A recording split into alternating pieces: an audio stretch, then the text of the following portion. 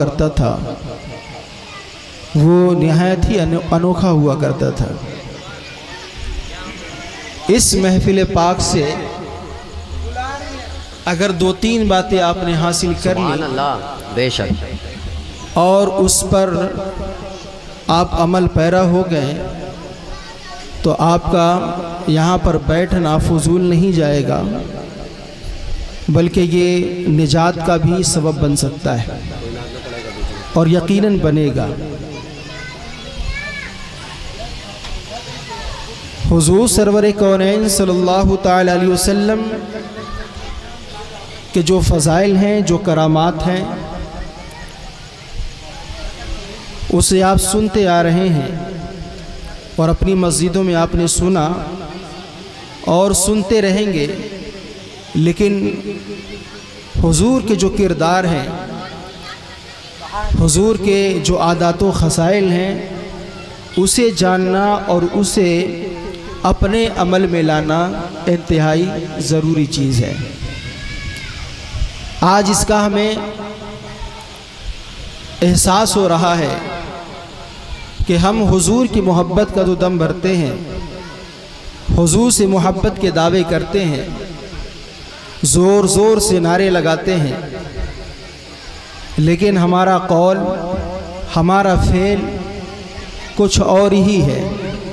بے شک آج امت مسلمہ میں، ہمارے اور آپ کے بیچ میں بے شمار ایسی برائیاں عام ہیں کہ جس کا معاشرے سے دور کرنا نہایت ہی ضروری ہے۔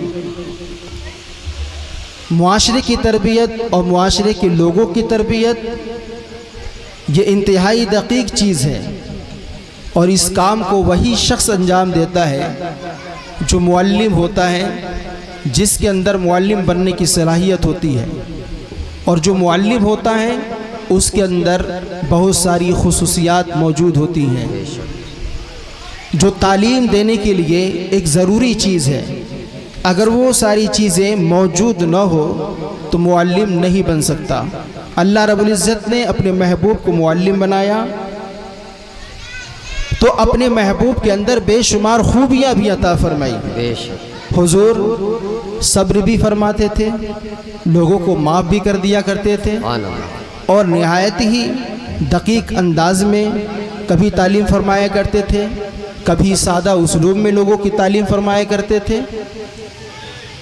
اللہ کے رسول صلی اللہ تعالی وسلم لوگوں کے نفسیات کا مطالعہ کرتے تھے، لوگوں کے نفسیات کو پڑھا کرتے تھے، لوگوں کے نفسیات کا مطالعہ کیا کرتے تھے، اور اس مطالعے میں آپ کو جو کچھ بھی حاصل ہوتا آپ اس کے حساب سے لوگوں کی تربیت فرماتے تھے۔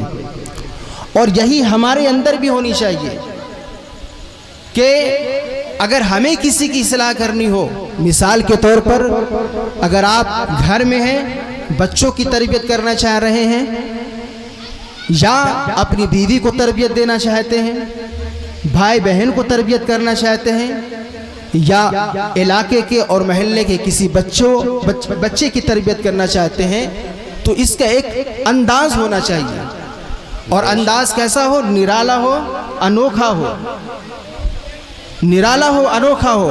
اور اگر انداز نرالا ہوگا، انوکھا ہوگا تو اس کا اثر بچے پر فوری طور پر آئے گا۔ بے شک اور یہ معلم کی سب سے بڑی خوبی ہوتی ہے۔ تو ہمارے حضور پہلے نفسیات کو دیکھا کرتے تھے، اس کے حساب سے جواب دیتے تھے اور اس کے حساب سے تربیت فرماتے تھے۔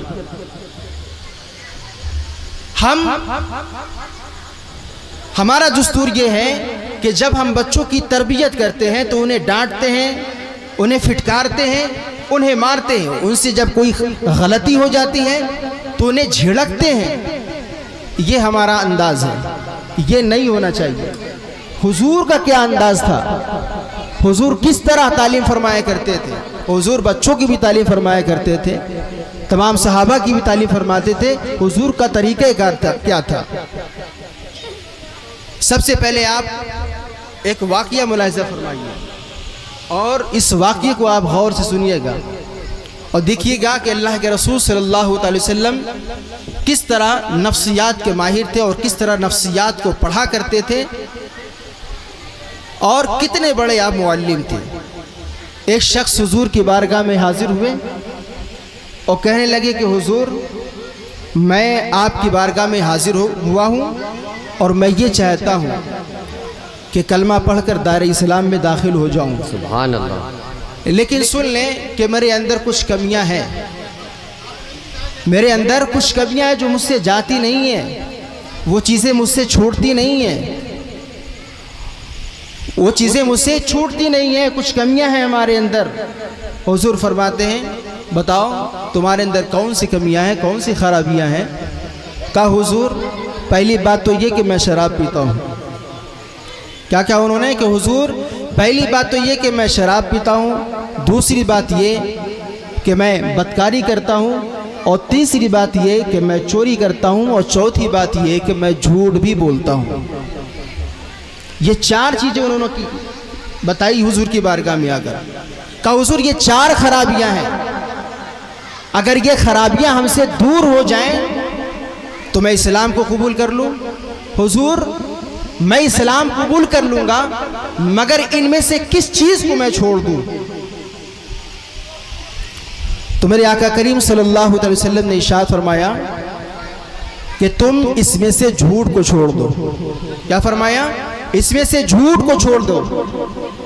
پھر وہ دائرہ اسلام میں داخل ہوئے, اور دائرہ اسلام میں جب داخل ہوئے اور حضور کی بارگاہ سے جب اپنے گھر کو گئے تو کافی دنوں کے بعد کچھ لوگوں نے معمول کے مطابق, عادت کے مطابق ان کو شراب پیش کیا. ان کو شراب پیش کیا تو وہ شراب لینے سے پہلے یہ سوچنے لگے کہ میں تو حضور پر ایمان لا چکا ہوں, اور اگر اب میں شراب پیتا ہوں اور اگر حضور مجھ سے پوچھتے ہیں تو گویا کہ میں حضور کو جھوٹ بول کر یہ کہوں گا کہ میں نے شراب نہیں پی ہے. اگر حضور پوچھتے ہیں کہ کیا تم نے شراب پی ہے تو پھر مجھے جھوٹ بولنا پڑے گا, اور اگر سچ بول دوں گا تو پھر مجھے کوڑے لگیں گے.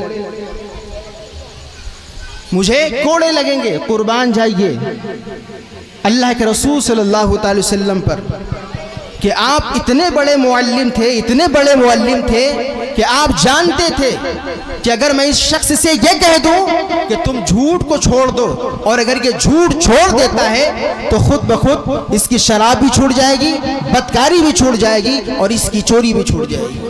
سبحان اللہ. اسی لیے کہا گیا کہ جھوٹ تمام برائیوں کی جڑ ہے. بے شک. تمام برائیوں کی جڑ ہے. اور جھوٹ یہ ایک ایسی لعنت ہے, ایسی لعنت ہے کہ جسے ہر قوم والے برا جانتے ہیں. کسی قوم میں اسے اچھا نہیں سمجھا جاتا. تمام اقوام عالم اسے معیوب سمجھتی ہے, اور باضابطہ ہمارے یہاں اس کی تربیت دی گئی ہے کہ جو شخص جھوٹ بولتا ہے فرشتے اس سے کوسوں میل دور ہو جاتے ہیں. تو جھوٹ جو ہے تمام برائیوں کی جڑ ہے. جب انسان جھوٹ بولنا چھوڑ دیتا ہے تو اس کے اندر سے ساری خرابیاں دور ہو جاتی ہیں. تو یہ نفسیات کو پڑھنا ہوا. حضور نے نفسیات کا مطالعہ کیا. تو اسی طرح جب آپ کو اپنے بچے کی تربیت کرنی ہو, اگر آپ کا بچہ بگڑ گیا, یا شراب نوشی کرتا ہے, یا جوا کھیلتا ہے, تو آپ اس کے نفسیات کو پڑھیں, اس کے نفسیات کا جائزہ لیں, وہ چاہتا کیا ہے, اور اس کے حساب سے اسے تعلیم دیں, اور اسے اس برائیوں سے روکے. انشاءاللہ عز و جل وہ رک جائے گا. سبحان اللہ. اسی طرح اللہ کے رسول صلی اللہ علیہ وسلم کی خدمت میں کھانا رکھا ہوا تھا. ایک صاحب آئے, وہ کھانا کھانے لگے, مگر کیا تھا کہ ابھی وہ مکمل طریقے سے تعلیم حاصل نہیں کی تھی, انہوں نے تربیت حاصل نہیں کی تھی. اس لیے جب وہ کھانا کھا رہے تھے تو پلیٹ میں چاروں طرف وہ اپنے ہاتھوں کو نچا رہے تھے, گھما رہے تھے. اور کھانا کھاتے سمے بیچ سے کھانا کھانا اسے منع کیا گیا ہے. کیوں؟ کہ پلیٹ میں جو رحمت اترتی ہے وہ بیچ ہی میں اترتی ہے. اسی لیے کہا گیا ہے کہ اگر آپ کو کھانا کھانا ہے تو کنارے سے کھائیں. کچھ لوگ ہوتے ہیں بیچ سے کھاتے ہیں, کچھ لوگ ہوتے ہیں چاروں طرف سے اکٹھا لے کر ہاتھوں سے مسل لیتے ہیں، اس کے بعد کھاتے ہیں، تو یہ طریقہ غلط ہے۔ تو کنارے کنارے سے کھانا کھانا چاہیے، بیچ سے نہیں، کیونکہ بیچ میں اللہ کی رحمت نازل ہوتی ہے۔ بے شک۔ تو وہ اپنی عادت کے مطابق کھانا کھانے لگے اور چاروں طرف وہ اپنے ہاتھ کو نچا رہے تھے اور انہوں نے بسم اللہ بھی نہیں پڑھی۔ حضور علیہ الصلوۃ والتسلیم نے اس انداز سے تربیت فرمائی، چونکہ وہاں پر اور بھی لوگ موجود تھے۔ جب چند لوگوں کے درمیان کسی سے کوئی غلطی ہو جائے تو حکم یہ ہے کہ ان لوگوں کے سامنے اسے نہ ٹوکا جائے، بلکہ اسے بعد میں یا اس محفل کے اختتام کے بعد اسے ٹوکا جائے، اسے لوگوں کے سامنے رسوا و ذلیل نہ کیا جائے۔ اگر ہمارے بچوں سے کبھی کوئی سامان ٹوٹ جاتا ہے تو ہم سب کے سامنے اسے ڈانٹتے ہیں، یا اگر ہمارے دوستوں میں سے کسی سے کوئی غلطی ہو جاتی ہے تو سب کے سامنے اسے رسوا کر دیتے ہیں، اسے ذلیل کر دیتے ہیں۔ تو کسی کو ذلیل کرنا بے وجہ یہ صحیح نہیں ہے۔ ایک مسلمان کی جو عزت ہے وہ کعبہ معظمہ سے بھی بڑھ کے ہے، تو کسی کو بھی رسوا و ذلیل کرنا نہیں چاہیے۔ تو حضور نے اس محفل میں اس انداز سے تربیت فرمائی کہ ان کی تربیت بھی ہو گئی اور انہوں نے اس کام کو انجام بھی دے دیا جو حضور نے فرمایا۔ سبحان اللہ۔ حضور نے فرمایا کہ بچے، کھانا کھانے سے پہلے بسم اللہ پڑھا جاتا ہے اور کھانا کنارے سے کھایا جاتا ہے۔ کھانا کنارے سے کھایا جاتا ہے، بیچ سے نہیں کھایا جاتا۔ اگر حضور چاہتے تو جھڑک کر فرما سکتے تھے، بلند آواز سے اسے منع کر سکتے تھے کہ یہ کیا طریقہ ہے کھانے کا، یہ طریقہ نہیں ہے کھانے کا، لیکن حضور نے یہ طریقہ نہیں اپنایا۔ کیوں؟ حضور رؤوف و رحیم تھے، وہ بے پناہ محبت فرمایا کرتے تھے، وہ کسی کی دل شکنی نہیں کرتے تھے۔ وہ تو ایسے محبوب تھے کہ جب ان کے اوپر پتھروں کی بارش ہوئی، طائف میں جب ان کے اوپر پتھروں کی بارش کی جا رہی تھی، خون سے لہو لہان تھے، حضرت جبرائیل علیہ الصلوۃ والتسلیم جب بادلوں کے ساتھ آسمان دنیا پر موجود تھے، تو جب حضور نے بادل کی طرف دیکھا تو حضرت جبرائیل علیہ الصلوۃ والتسلیم کی نظر پڑی اور نظر ملی، تو حضرت جبرائیل کہنے لگے کہ حضور یہ قوم آپ کو بے حد تکلیف پہنچانے والی ہے، اور یہ بہت ہی آپ کو تکلیف پہنچاتی ہے، اور یہ آپ کو لہو لہان کر چکی ہے، اور اس قوم نے جو کچھ بھی کہا اللہ رب العزت نے سب کچھ سن لیا ہے۔ حضور میرے پاس پہاڑوں کا فرشتہ ہے، اگر آپ حکم دیں تو وہ فرشتہ وہ پہاڑ اٹھا کر اس قوم پر ڈال دے۔ لیکن حضور کیا فرماتے؟ ذرا غور سے سنیے۔ حضور فرماتے ہیں نہیں، میں اس لیے نہیں بھیجا گیا ہوں۔ حضور فرماتے ہیں میں اس لیے نہیں بھیجا گیا ہوں کہ میں کسی کے لیے بد دعا کروں۔ حضور فرماتے ہیں جبرائیل، ان کی نسلوں میں اللہ رب العزت ایسے لوگوں کو پیدا فرمائے گا جو مجھ پر ایمان لائے گا۔ سبحان اللہ۔ ہم جب کسی کام کو کرتے ہیں تو یہ دیکھتے ہیں کہ بینیفٹ ہمیں فوری طور پر حاصل ہو رہی یا نہیں، اور اگر نہیں حاصل ہوتی ہے تو ہم اس کام کو چھوڑ دیتے ہیں۔ لیکن حضور کی نظر کہاں تھی؟ حضور فرما رہے ہیں آنے والی نسلیں ایمان لائیں گی، آنے والی نسلیں۔ ان کے باپ دادا کی بات حضور نہیں فرما رہے تھے، کہہ رہے تھے آنے والی نسل کی بات کر رہے تھے کہ ان کی جو آنے والی نسلیں ہوں گی، ان کے جو آنے والی نسلیں ہوں گی یہ ہم پر ایمان لائیں گی۔ تو حضور صلی اللہ علیہ وسلم کبھی بد دعا نہیں فرماتے تھے، اور یوں فرماتے تھے کہ اللہ رب العزت اس قوم کو معاف کر دے، یہ مجھے ابھی پہچانتی نہیں۔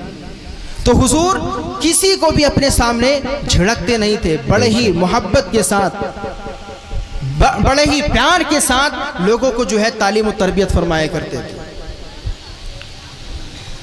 اسی طرح ایک واقعہ اور ہے کہ ایک اعرابی تھے، اور وہ اعرابی جو ہوا کرتے تھے اس زمانے کے، وہ تعلیم و تربیت سے بہت ہی دور رہا کرتے تھے۔ تو ایک اعرابی آیا اور مسجد کے اندر داخل ہوا۔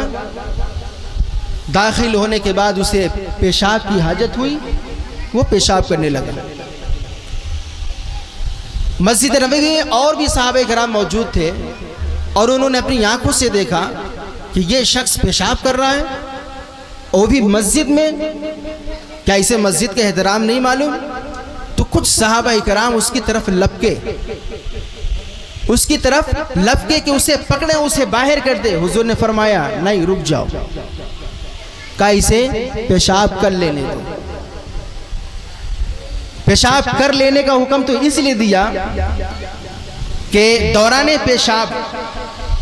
پیشاب کو روکنا یہ بہت سارے امراض کو پیدا کر دیتی ہے, تو بلا وجہ پیشاب بھی نہیں روکنا چاہیے. دوسری چیز حضور نے جو فرمایا کہ رک جاؤ, اپنے صحابہ کو منع کر دیا کہ رک جاؤ, اور صحابہ رک گئے اور فرمایا کہ اسے پیشاب کر لینے دو. جب اس نے مکمل طریقے سے پیشاب کر لی تو حضور نے اسے اپنی بارگاہ میں بلایا اور کہا آؤ بیٹھو. حضور نے انہیں اپنے پاس بٹھایا, اور اگر چاہتے تو جھڑک بھی سکتے تھے.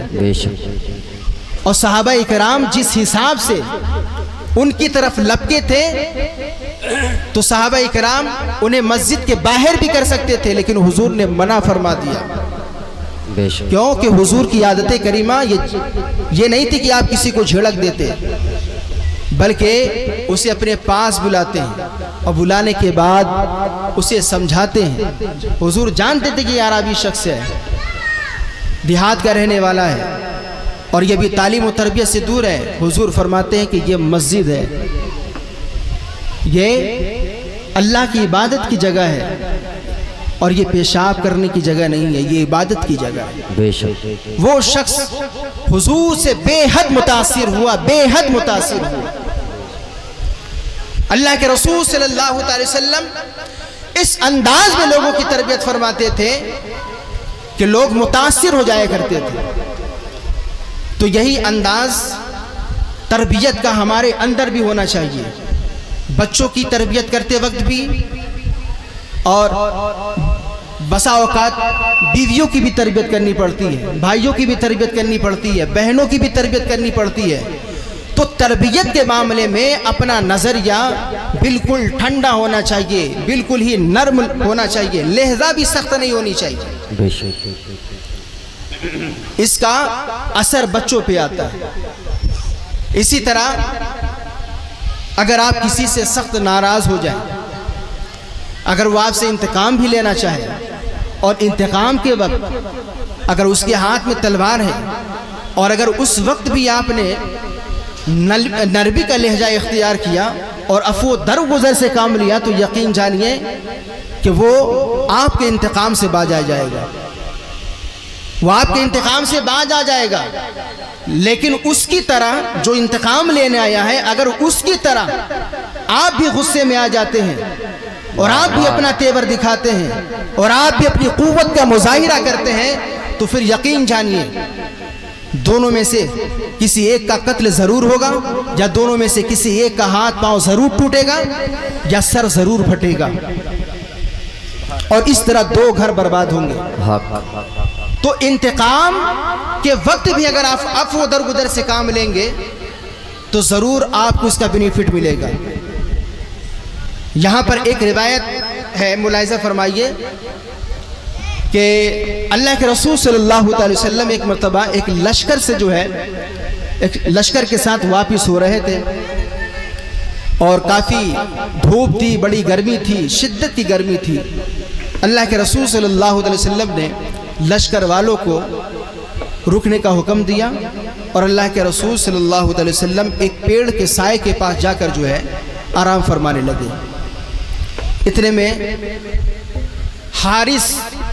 غورث بن حارث نامی شخص آتا ہے جس کے ہاتھ میں تلوار ہوتی ہے. جب اس کی نظر پڑتی ہے کہ محمد عربی سو رہے ہیں تو اسے موقع کا فائدہ اٹھاتے ہوئے اپنی ہاتھ میں تلوار لی اور حضور کے سامنے جا کے کھڑا ہو گیا. حضور کی آنکھ کھل گئی, حضور کھڑے ہو گئے. اس کی ہاتھوں میں تلوار دیکھ کر حضور کو گھبراہٹ نہیں ہوئی. غورث بن حارث نے کہا کہ اب بتائیں آپ کو کون بچائے گا؟ آپ نے بے ساختہ فرمایا مجھے میرا رب بچائے گا. آپ نے فرمایا مجھے میرا رب بچائے گا. اتنا کہنا تھا کہ اس کے ہاتھوں سے تلوار گر گئے. حضور نے اس تلوار کو اپنی ہاتھوں میں اٹھا لیا اور کہا اے غورث بن حارث اب بتاؤ تجھے کون بچائے گا؟ تو وہ بہت ہی چالاک تھا. وہ کہنے لگا کہ آپ معاف کر دینے والے ہیں, آپ معاف کر دینے والے ہیں، آپ انتقام نہیں لیتے، آپ عفو درگزر سے کام لیتے ہیں۔ تو حضور نے فرمایا ٹھیک ہے میں نے تمہیں معاف کیا، کہا جاؤ۔ وہ اس معافی سے اتنا متاثر ہوا کہ وہ اپنی قوم میں جا کر کہتا ہے کہ لوگوں میں آج ایک ایسے شخص کے پاس ایک ایسے شخص کے پاس سے آ رہا ہوں جو عفو درگزر کا مالک ہے، وہ کبھی انتقام نہیں لیتا، وہ معاف کر دیتا ہے۔ اور حضور اکرم صلی اللہ علیہ وسلم سے اتنا متاثر ہوا کہ وہ دائرہ اسلام میں بھی داخل ہو گیا۔ تو یہ حضور صلی اللہ علیہ وسلم کی سیرت کے وہ نقوش ہیں کہ جن کو اپنے اندر لانے کی ضرورت ہے اور اس کے مطابق عمل کرنے کی ضرورت ہے نا۔ جلسے میں صرف ہے نا معجزات سن کر یا پھر صرف نعرہ تکبیر میں بہہ نہیں جانا چاہیے، بلکہ یہ دیکھنا چاہیے کہ ہمارے حضور کی اصل تعلیمات کیا ہیں۔ اور علماء کرام کی بھی ذمہ داری یہ بنتی ہے کہ انہی تعلیمات پر جو ہے روشنی ڈالیں جس کی عوام کو ضرورت ہے، جس کی معاشرے میں ضرورت ہے، اور لوگوں کا بھی یہی رجحان بننا چاہیے، لیکن لوگوں کا الگ الگ رجحان ہے۔ تو یہ چند نقوش تھے جو میں نے آپ کے سامنے پیش کیے۔ اللہ رب العزت کی بارگاہ میں دعا ہے کہ اللہ تبارک و تعالی ہم سب کو ان باتوں پر عمل کی توفیق عطا فرمائے اور ہم سب کو اپنے